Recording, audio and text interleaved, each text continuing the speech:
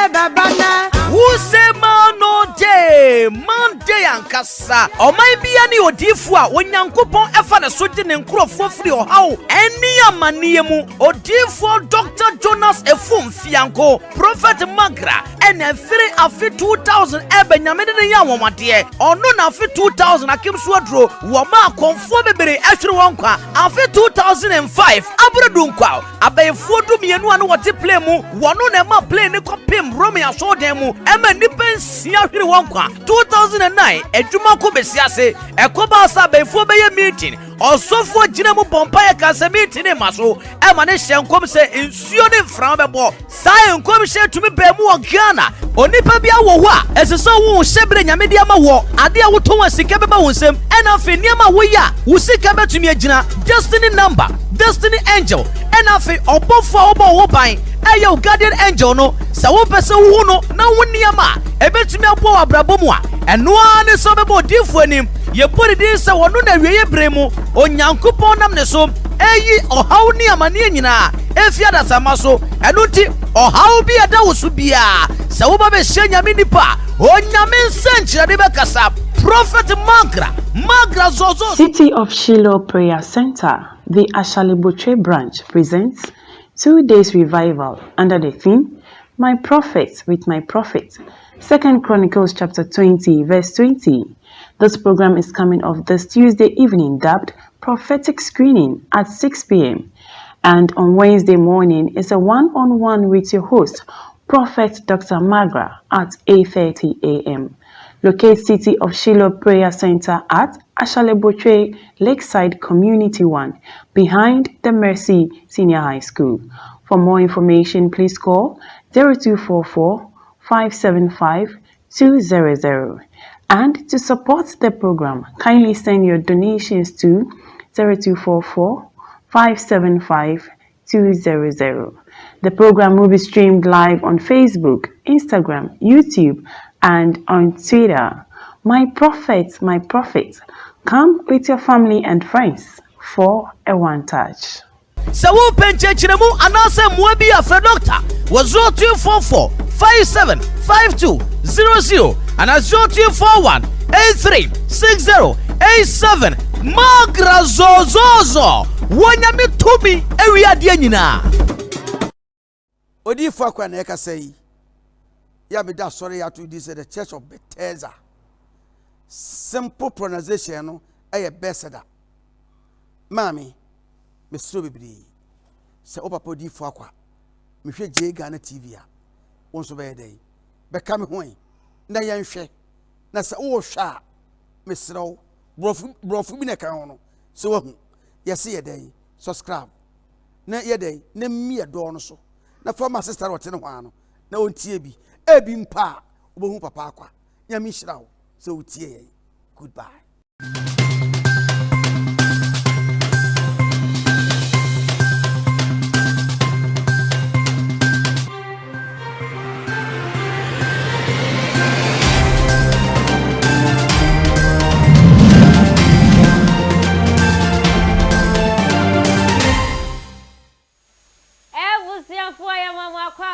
Deba Ghana TV so and Ghana TV Ghana TV now watch so we stand for the truth and somewhere you and dear yatse and na ye betna ha esim konya edi ho adanse de chira wozanzan samne yente na say ye hunu ya ye betna ha e metwa nkontomfu anase mpo ye metwa ntro emfa mechira wona mumje ye hu ne dia yatse ne ye bedi ho adanse Emma wonso wutibie na ena ensam esisi ensam ewo ho ye betwetwe nkobo pa na ansa na ye bekọ ye nkomo twetwe no eso no na meka wo se Ghana TV ye live ewo YouTube Facebook and Instagram se na no first time I will share me abomoden se o be subscribe wa subscribe ye wie ne se be wo subscription no ebe wie pa ye ni ti wo ho edon na wo ho no fa wo se tips so Sabi ade betu wo biara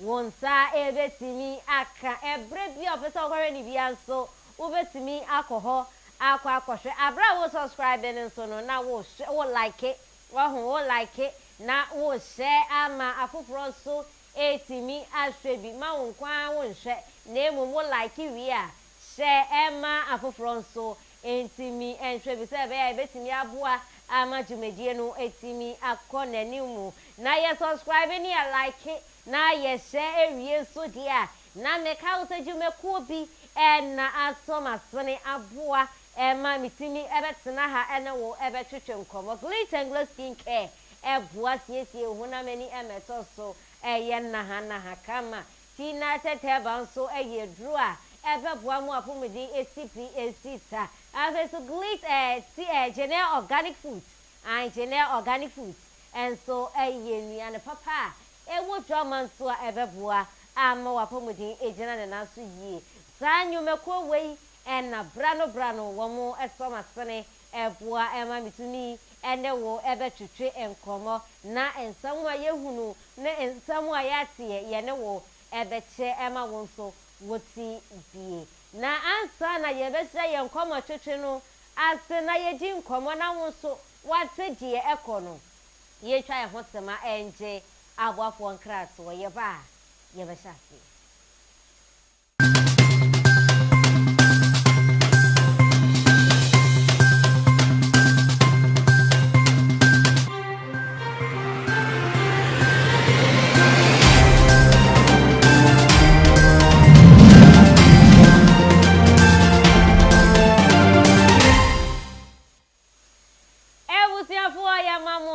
Bebium Jeba Ghana TV so Ghana TV no wajemeso say we stand for the truth yejino kra ye no kra afa na yejina die yehunu ne die yate na ye ne wo ebeche na enenso yebesa atwetwe enkomo biemu na enrada Naase Afore Ghana TV ye kokopiemu wo Naase Afore dwumadie no ase eye sister wanyumtuni Ophelia ena desa eye dwumadie no ahihye so sister Ophelia nkane no etia na ye different no eye Ophelia nyantachi ane ni program a watu ni din Naase Afore Ghana TV enrada ye ko ekopie mu wo ho ema ensawetisi wo ho de esawani enisi ye kachira wo anyum tufu kuku jam enrada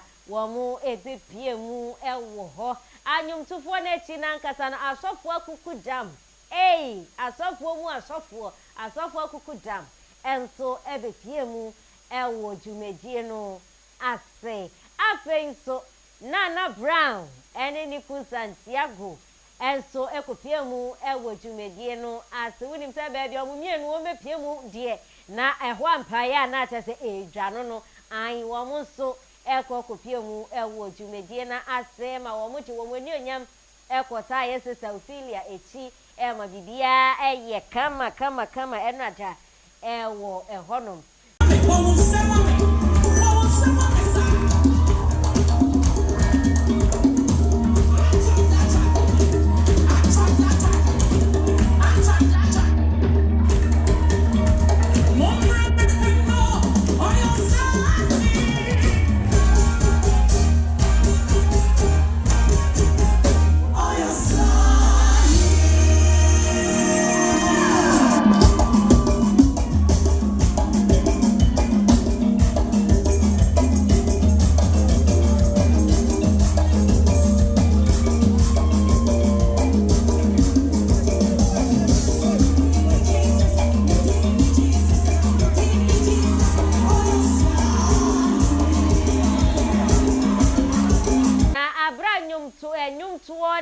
ade akoso na chese Naana Brown Santiago wo bo modin ekeka won sase yisika puduo de bo adwumadie no ano de esewani enni se ye ka chese de be ka kire onu ba bia wo mienu be pie mu ne de ampaya na ehodwa wo mo bo modin akeka won sase yisika puduo pa de bo adwumadie no ema yefe wo mo de wo mani onyam kwata sister Ophelia chi ema eniama eye kama wo ho anyumtofo no so de opiesie Esther ne dom ene anyumtofo de bebrebu bruja na wo mo so ekopie mu wo ho a wo mo je wo mo ho de ekota sister Ophelia echi na osofu bi ye friend osofu Amoako Atta wo ye kofa by Edema Parliament Chapel wonu so ekokopie mu wo dwumadie no asibie emma wodin sembi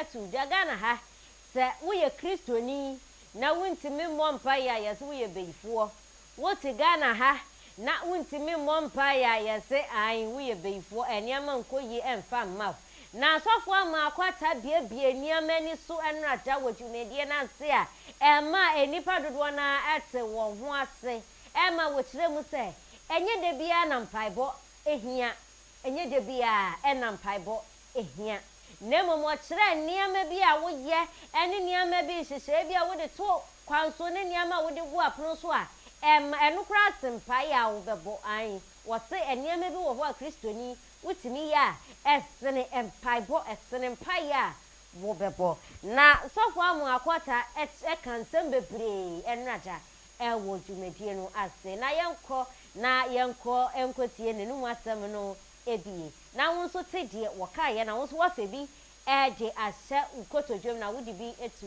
uhofo na prayer so o bese uti asia Second Chronicles chapter 20 Tamar the Moabite and the Ammonite about to say Judah for us the was suffered the bombay the whole day still that the people were afraid no some me enkwada ade achi on by no say baba fu nyina no nyina nchen on fa no perform them the moment they started worship heaven came down.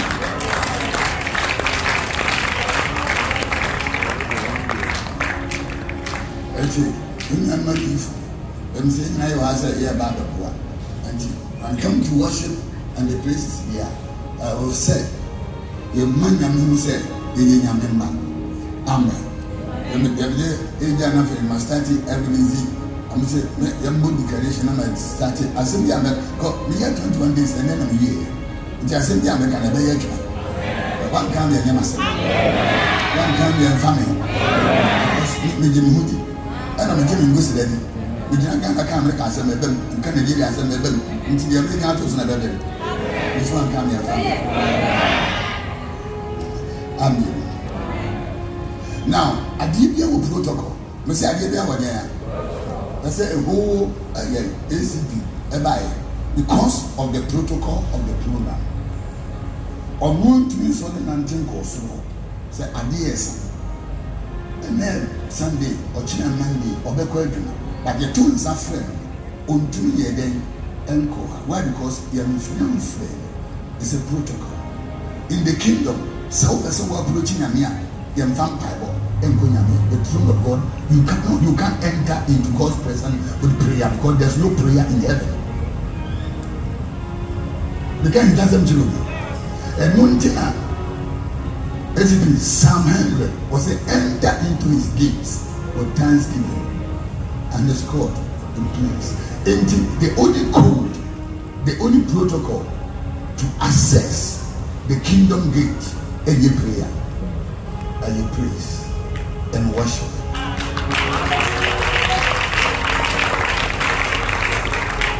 And maintenance, a police phone of them, as long as he had that audio on him. Doesn't matter. Only nation who fetch money now. Who is catch money now? Or a popular check money now. It's not prayer and the worship. Worshippers are more dangerous than prayer warriors. Can't you have a prayer machine? One castle so what's be into the software Amoako Atta was here no and near maybe what Christo ni wouldn't. Now what I estimate set. Uba pompa ya tie mu aya kwam kire 21 days ni ade wutimi ya sanyo me ya ma ompa ye tie enso wunya ho enwaye enti sofo Amoako Atta na yete ne nka no ye kofa by Edema Parliament Chapel ane wono na yete ne nka no na uhwe dwumedie no a ekoso enrada je Ghana TV ye twetwe bigu ahoma so na achadi a ya tonton achadi a ye dia ba program na se a ya tonton bi ye sister Naana ene Brown Santiago wa mu kopie mu wo ho ne de se de me ka kire no ampa ya na eja achadi a ya tonton Santiago Bomodia eto achedie ni bi woto ya no nka wonfa nkofie enso wo Bomodia eta de ma wo mu se wo mu emfa wo mu santon ono a wato etua ka no wato achedie no asa etua ka wato etua ka na wo so woje na ade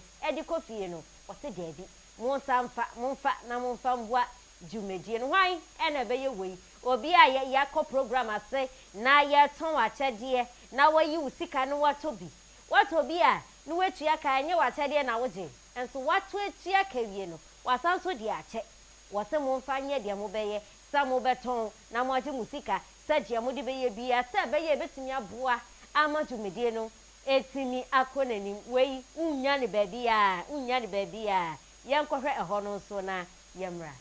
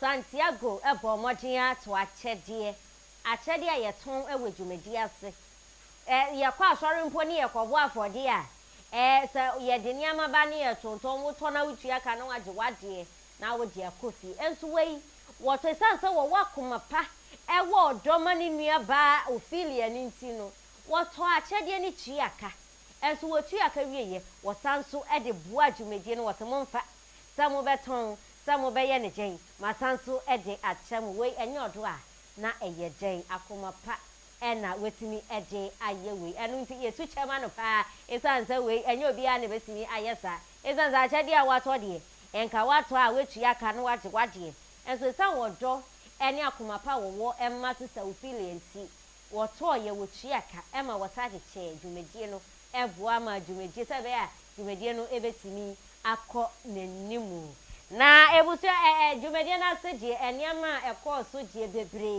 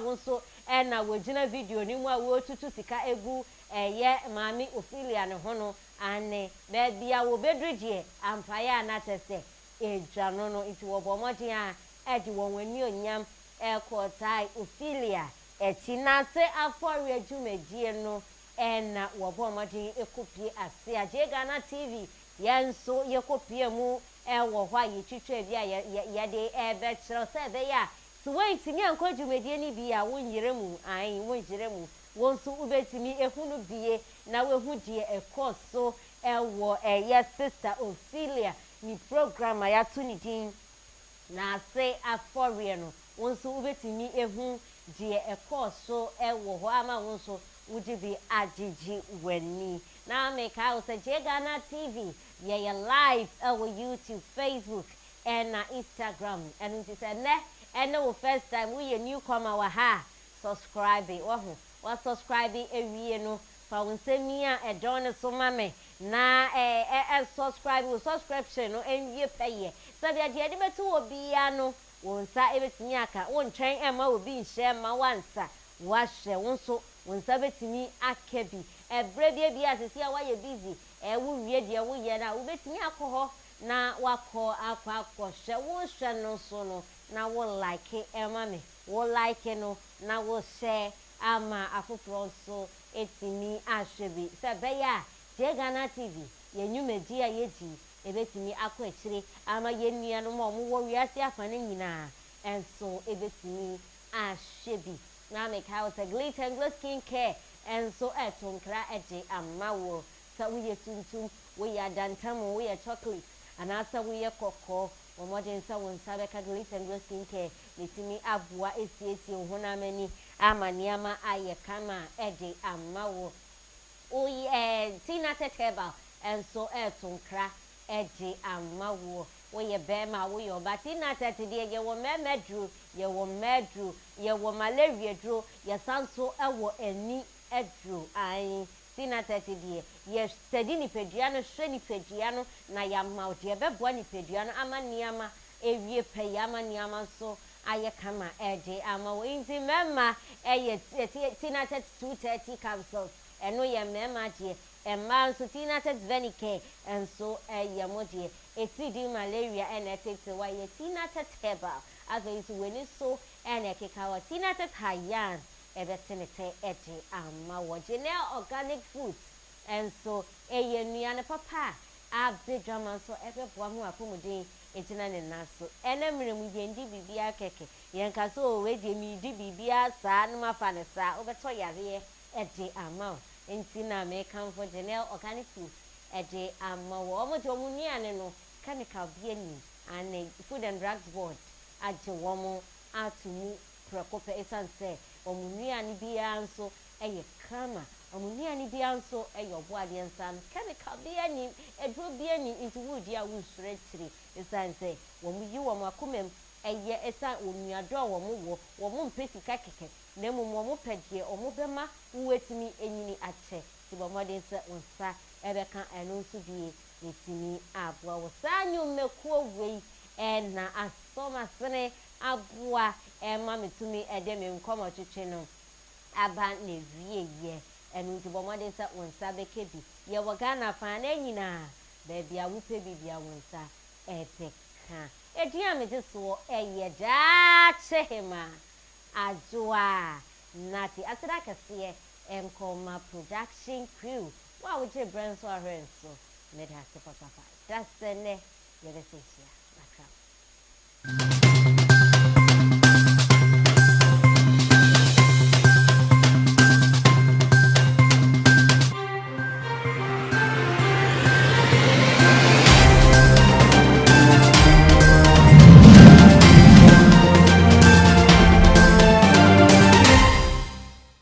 bi eba wakwen na sa adwumadie ne mato ne din se aware ene asofo ensense marriage and pastors issues de entia onyankopon de dwumadie wei atomakoma so semefambre Ghana man ene se marriage is an institution ordained by God onyame ene hyehye aware nanso eya kwakoye se enne aware ho nsensem ne de ekokoso ne de esisi no obi say said de aware tie kwa minim sakra anka manware saa nsensem we nyina ne asofo so nsensem obi so say de sofo bi ayenti asore kura minko bio wei eno nyankopon akoa onyame de se dwuma de wei atomakoma so same fambre yetiefo ne yahwefo ne Ghana man na dwuma de wei enyame nko a me ne wo manimu de renowned men of God ena me ne omo ba betena se edi se dwuma de wei enu nti me pese wo gi egwa na wo tena se na wo hwe me ne me panelist every Friday 5 p.m. and then on Sundays after church and also 5 p.m. ya di dwumadie wei ebeba wakwen ebra wo be abagi egwa atena se etie yen ahwe yen your life will never be the same na ebesi uni ofie nyina ye. God bless you. Bye bye.